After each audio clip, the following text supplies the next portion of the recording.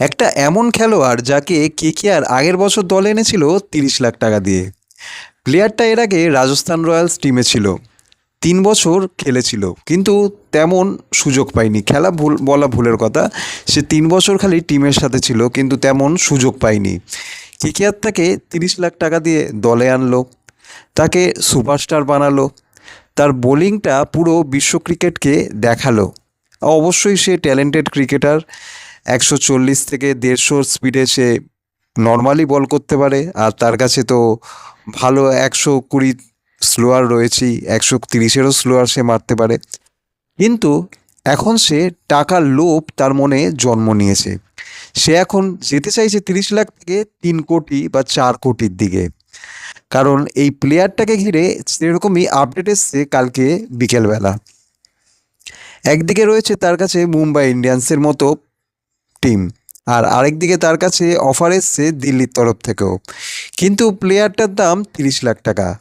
প্লেয়ারটাকে Mumbai Indians চাইছে 4 কোটিতে দলে নিতে, আর একদিকে দিল্লি ক্যাপিটালস চাইছে তাকে 3.5 কোটি বা 3 কোটির মধ্যে টিমে রাখতে।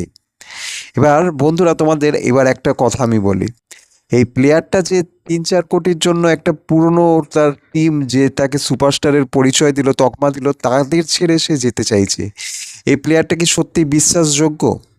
একদিকে তো কেকেআরের কাছে বোলার নেই, আকাশদীপ সিং চোট, হর্ষিত রানা চোট, উমরান মালিক চোট, পাথি রানা চোট। পরপর এই চোটের খাতায় যত ফাস্ট বোলার আছে কেকেআরের, এরপরেও যদি কেকেআর এই বোলারটাকে ছেড়ে দেয় তাহলে কি কেকেআরের জন্য সেটা ভালো হবে?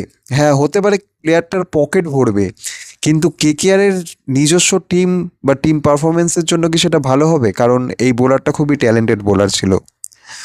তো বন্ধুরা, তোমাদের কি মনে হয় এই প্লেয়ারগুলো কি আদৌ টিম প্লেয়ার? এই প্লেয়ারগুলো কি আদৌ কেকেআরের হয়ে খেলার জন্য বা কোনো নির্দিষ্ট ক্রিকেট টিমের হয়ে খেলার জন্য দলে আসে?